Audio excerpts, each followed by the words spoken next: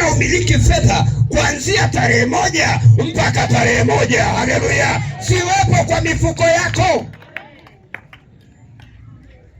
yani from tarehe 1 to tarehe 1, yani mpaka zile za katikati. Sio mnataka nini? Zile za kupokea tena uambiwe endelea na safari. Paka hizo zinasema kaeni kwanza huko, bado tuko. Lakini wewe ikifika tarehe 12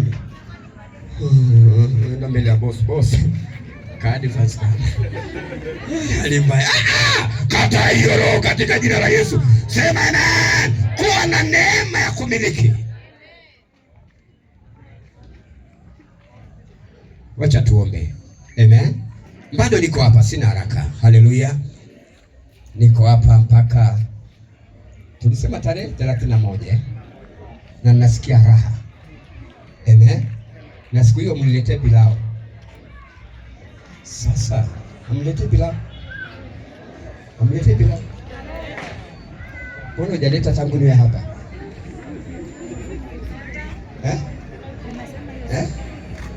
Wewe leta, mimi siogopaji kurogwa. Mtu akijaribu kuroga na kufaga. So no problem. Wewe unakulaga gani? Ya matumbo? Hapana. Hiyo sijawahi sikia hiyo. Hiyo ni mashakura. Wacha tuombe kwa jina la Yesu. Sema nani? Inua mkono wako niombe. Ninakwenda kuomba maombi ya kurejeshewa kile ambacho shetani amekibadilisha. Sema amen.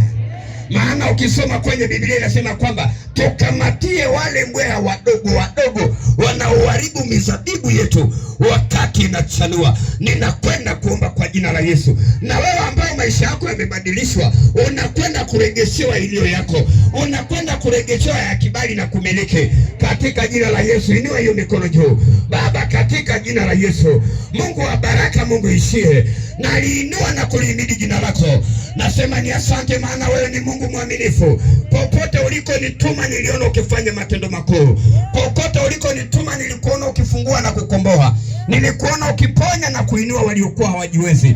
Asante Mfalme, maana Jumapili, siku ya leo, Jumamosi ya leo kwenye ibada hii ni ibada ya marejesho. Kila mmoja ambaye maisha yake yalibadilishwa, na mrudishia yaliyo yake katika jina la Yesu. Na achilia neema iliyo yake katika jina la Yesu. Na achilia neema iliyo yake katika jina la Yesu. Na kataa roho za mateso na manyanyaso yakapate kushindwa katika jina la Yesu. Ndoa zetu zikapokee amani. Ndoa zetu zikapokee furaha. Kazi tuliyoisomea ya mikono yetu, Baba, ikapate kibali kuanzia leo. Hatutatumika tena kwa maeneo ambayo sio yetu.